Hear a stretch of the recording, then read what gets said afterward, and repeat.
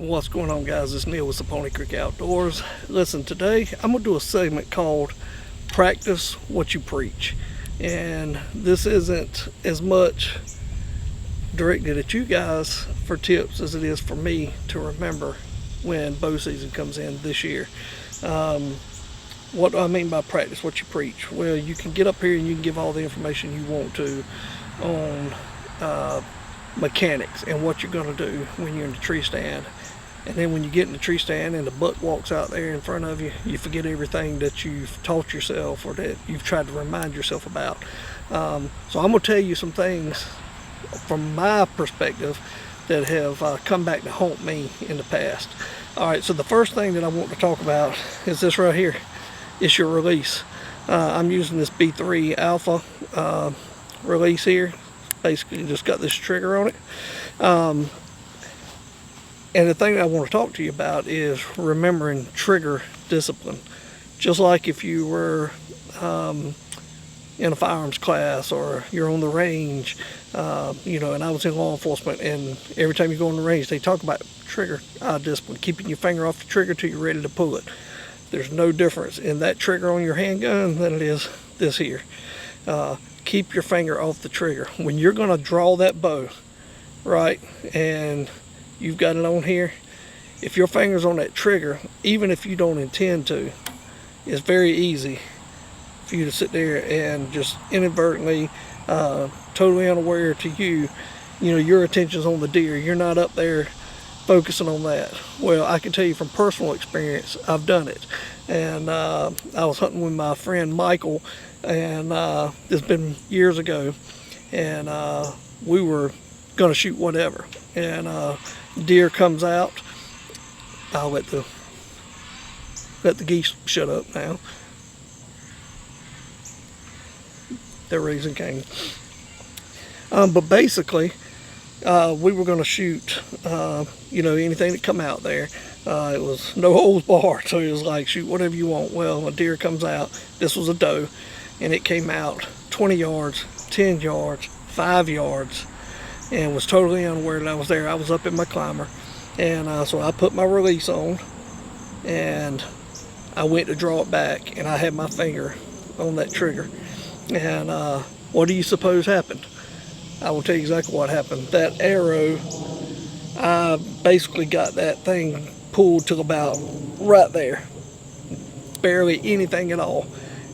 And that arrow said, thunk. It plucked off the string and it hit the tree right in front of the deer. I mean, I didn't miss hitting that deer by a foot. And wasn't like, I'm looking at the deer and I go to draw and it plucks the string off, and I'm lucky I didn't injure the deer. The deer never knew what happened. It jumped, it scared, it blew, but it only jumped over about 10 yards and stopped looking around like, what in the world just happened? And I'm assuming it thought that a tree limb fell out of the tree or something. It startled it, and it came right back again. And I ended up taking that deer, fortunately. And but it was just ironic that that's the only time that has ever happened to me. But it happened. What if that was a 150 inch buck standing there and I did that? So practice trigger discipline. Keep your finger off that trigger. Okay, so the next thing I want to talk about is practicing what you preach with the equipment that you're going to use. So there's nothing wrong, like this time of year, it's still over a month out before the deer season comes in, and I'm still shooting field points on these gold tip arrows. Nothing in the world wrong with that at all, especially when you don't want to eat your target up. But make sure that you take some shots with the broadheads that you're going to be using. I'm going to be shooting the mega meats this year, G5 mega meats, mechanical broadheads, and they come with a practice head on it. Unfortunately, they only come with one, so the more packs that you end up buying, you can get multiple, so you can shoot multiple arrows. But make sure that you practice with the field point. I can tell you, I've shot the actual G5 mechanical and I've shot the practice head, and they flew pretty much tit for tat. So just keep that in mind too. All right, so what I'm gonna do now, I'm gonna move out of the way just so you can see. Back behind me is that block archery target. Make sure there's nothing wrong with shooting at those targets, but just make sure that you go out and get yourself an actual deer, like a 3D target to shoot at too. I'm a firm believer in shooting at those because, number one, they've usually got the diagram on there where you're going to hit that deer when you shoot. Not only that, but it's just more realistic shooting. When you get to practice shooting at a small frame deer, especially here in North Carolina, the deer are small, the bodies of them. So nothing wrong with shooting at these block targets, but also shoot at a regular 3D target too. Is so much more realistic. In addition to that, make sure that you're shooting at that target from multiple angles. That's the good thing about those. You can take that thing with the stands and turn them to where it's a 1/4 away shot, slightly 1/4 2. You can vary the distance on them and see how much smaller that target looks at 30 yards versus 20, or 40 versus 20. So make sure that you do that. Get you a 3D target and practice with that. All right, folks, the next thing is going to be shoot from elevated positions and ground positions. So practice, get you a chair similar to what you would be hunting in. Take your hunting seat, practice drawing your bow from that seated position. If you're hunting from a blind, make sure that you put that blind up before the season comes in. Practice shooting from it. That window is very, very small. I can't tell you the number of times I watched TV shows and seen people hit the blind with their arrows as they fling them out of there. So make sure that you're getting used to those small windows that you're in there, and not in addition to the seated position. Sitting down and drawing that bow is a lot harder than it is shooting, when you're standing up and you're able to use your full body motion without doing that.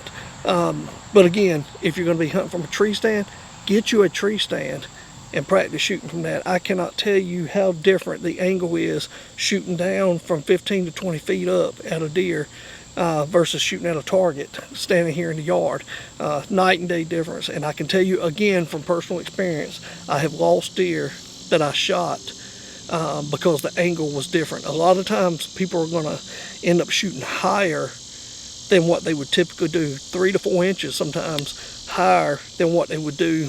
They're going to shoot higher from the tree stand versus shooting on the ground. I personally, I don't know why that is, the physics of it all, but it happens. And I'm just telling you, typically it looks like that shot's 3 to 4 inches higher. With that and a deer dropping, if you don't shoot low enough, you're going to miss that deer, or you're going to wound that deer. When you are shooting at your target and at a real deer, when you're in that stand, say that buck of your lifetime walks out there and he's presented you with a great shot, one that you've practiced over and over and over, just make sure that you're aiming slightly lower. I would aim for the top of the heart on that deer. And again, I'm guilty myself of being in the moment and just out of repetition putting that thing right in the kill zone on a 3D target or a block target, putting it right where you're thinking the vitals are and shooting. Again, make sure that you aim a little bit lower, because the deer are notorious for jumping the string, or ducking the string rather. And when they hear that thump, as soon as it comes out, the first thing a deer wants to do, and there's plenty of documented evidence about this, that deer drops. So when that deer drops, what are you doing? If you're already up here and that deer drops, your arrow is going to be outside of the kill zone a lot of times. It's going to hit high in what a lot of people refer to as no man's land. And you're probably not going to find that deer. So aim slightly lower than what you think the deer's vitals are, because he's probably going to present those vitals to you when he drops down. So if you shoot low and you aim at the top of the heart, you're going to kill that deer even if he doesn't duck, if you hit him where you're supposed to. But if he drops, you're going to hit perfect. Another thing that you're going to want to do is practice drawing that bow, pulling it back, drawing and holding. Select your anchor point. If you use one, I do use a kisser button on mine. Pull it up there, hold it, and practice holding that thing for 10 seconds. Shoot. Pull it back again, hold it for 20 seconds, 30 seconds, 40 seconds. How long can you hold it before the fatigue sets in and your arm starts shaking? Build up that tolerance. It's muscle memory too, because if you can pull it back and hold it, you may end up having to sit there and hold that shot for a minute before that deer gives you an opportunity to shoot it. So build that shoulder strength and that arm strength up by holding that bow. If you're gonna bow hunt primarily throughout the season, practice shooting in the clothing that you're gonna wear. In addition to When I'm out here shooting, when the season starts coming in, I will probably wear the same attire that I wear when I'm turkey hunting. It's a breathable, lightweight, quick drying material. But that's not going to affect you as much as if you're having to wear a coat, big bibs, overalls, things like that. It's going to be a lot harder to draw that bow in that heavy material. So make sure that you're practicing with that. That seems like a no-brainer, but it's a practice what you preach moment. And here's a no-brainer, but a lot of people just don't do it. Inspect your equipment.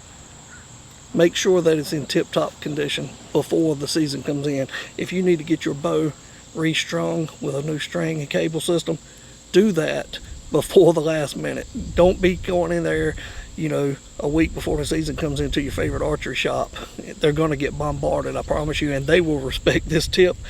Go in there a month, 2 months, 3 months prior and get that freaking thing restrung. And that way you're not going to be coming up there and missing the first week or two of bow season because you don't have your bow back yet. Make sure that your string is in good shape, your cables are in good shape. Check your arrows or your fletchings in good shape. Your nocks, are they in good shape? You have any cracks, any frays in that arrow? Now's the time to do that. In addition to that, if you're going out of state to hunt and you're going to go do your dream hunt this year, it is a wise decision to have a backup. When I go, I don't have another bow. This is the only bow that I purchased this bow last year used to get back into bow hunting after a shoulder injury a few years ago. And so I'm just now getting back. I do have a crossbow that I'm letting a buddy of mine use. But if I were to go out of state, say I want to go to Ohio this year for an archery hunt, I am probably going to get that crossbow back and take it with me as a backup, because if you go up there and you fray that string or something while you're out there and you don't have nowhere and you're not familiar with the area to be able to go up there and get your bow fixed immediately, you're going to want to have a backup. So seems like a no-brainer, but guys, here is my practice what you preach moment. Practice. Practice, practice, practice. That is one thing that I am guilty of this year. I don't like to get out here in the heat. We've been having 100-degree days. So I've gone all year and not shot my bow, and it's a laziness thing. And with work, going on, you make excuse after excuse. Well, the excuses stop now. Get out there and practice. I've got the target set up today. I'm gonna go out here, I'm gonna fling some more arrows. I figure if I can take 10 clean shots a day, 10, you don't even have to do that many. You could do one, but I'm trying to build my shoulder strength up. Anything I found, anything beyond 10 shots, my shoulder starts to get fatigued and the shot starts to pull a little bit. Usually the first 1 or 2 shots are, I'm gonna pull them a little bit if I don't really focus on it. But after that, the second, third, fourth, fifth, they usually fly really true. After about 10, they start to pull again, because with this bad shoulder that I've got, it tends to sit there and I compensate, and that bow starts moving all over the place and the shot gets shaky. So practice. I'm going to take 10 clean shots, and the first shot, like I said, the first 1 or 2 are typically I pull them a little bit. I'm going to practice on 10 shots, perfect, 10 perfect shots. And if they're good, by the time season comes in, I'm going to be a lot more confident. All right, guys, here's another tip. I went ahead and took my arrows out. Something that a lot of people don't think about to the last minute. Get used to how you're going to shoot your bow, with a quiver or without a quiver. Most people take their quivers off when they get up in the tree. They'll use it to handle up there. Then they find a way to secure that quiver to the tree, and that just takes added weight out of your arm, so less fatigue. The thing I like about this G5 arrow quiver that I bought is it comes right off. It'll sit there and it's got a little mount that's made into it, and that thing just snaps right back on when you're ready, locks down. It's not going anywhere. But when you're in the tree, you can take this thing off, and it's got a thing that comes with an attachment that you screw into the tree. It's got a threaded screw. You screw it into the tree and you pop that quiver right onto that attachment, and you don't have to worry about it anymore. You don't have to worry about having a strap, a bungee, or anything like that to hang this thing on, or just have it flopping around on the tree.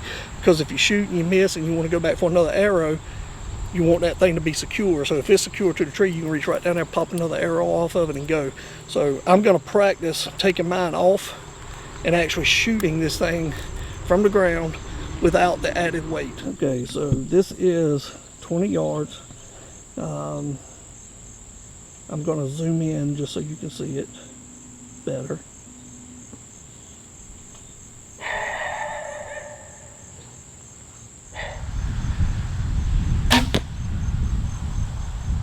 I felt like it was a tad bit to the right.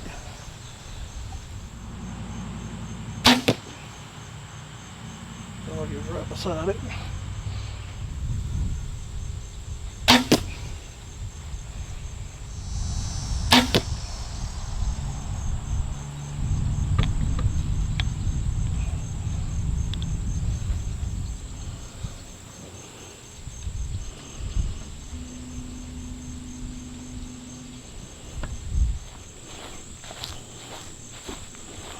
All right, much better than last time.